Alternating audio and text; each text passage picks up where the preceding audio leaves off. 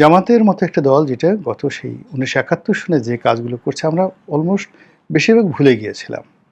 বরং কেন আমরা 71 নিয়ে বসে আছি? আওয়ামী লীগ কেন বারবার এই কথাগুলো বলে? এই জিনিসগুলোর আমাদের অভিযোগের অন্ত ছিল না।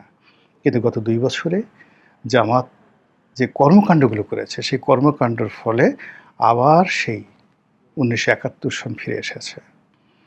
আবার সেই ফ্যানাটিক যে শব্দটি, উগ্রবাদ যে শব্দটি, ধর্মীয় উগ্রবাদ যে শব্দটি, মৌলবাদ যে শব্দটি, সাম্প্রদায়িকতার যে বিষবাষ্প, এই জিনিসগুলোর সঙ্গে জামাতের সংযোগ ঘটানোর চেষ্টা করছে ইসলামপন্থী অন্যান্য দলগুলো। এই গত ২ বছরে জামাতের সুযোগ ছিল তাদের সঙ্গে বন্ধুত্ব করার, এবং বন্ধুত্ব হয়ে গিয়েছিল। সেই বন্ধুত্ব অলানা ছাড়েন আবার বন্ধ হয়ে গেল। সেই বন্ধুত্ব এখন শত্রুতায় পরিণত হয়েছে, এবং সেই শত্রুতা ক্রমশ বাড়ছে। এবং এখানে অতি খেলতে গিয়ে, নাটক তৈরি করতে গিয়ে এমন কিছু ঘটনা ঘটানো হচ্ছে যেগুলো আলটিমেটলি জামাতের হাতেও থাকবে না, চরমোনাইয়ের হাতেও থাকবে না, বিএনপির হাতেও থাকবে না।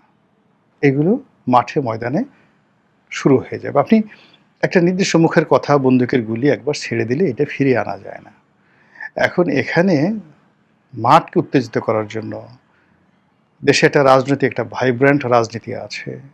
আওয়ামী লীগ নেই, এই অভাব কেউ পূর্ণ করছে মানে বোধ করছে না। সবাই ৬৬% লোক তারেক রহমানকে ভালোবাসছে। জামাতের সভাপতিকে সবাই মনে করছে রিয়েলি সে একজন ইমানদার বান্দা, এবং তিনি দেশের একজন সত্যিকার অর্থে বিরোধী দলীয় নেতা, এরকম শক্তিশালী বিরোধী দলীয় নেতা, ইমানদার, একিনদার, নরম সরম, যাকে বলা হয় ইনসাফওয়ালা, এরকম বিরোধী দল আর নেই। কিন্তু যখন এর অভ্যন্তরীণ যে পলিটিক্সগুলো, এটা বের হবে টুডে টুমরো, জামাতের লোকই বের করে দেবে।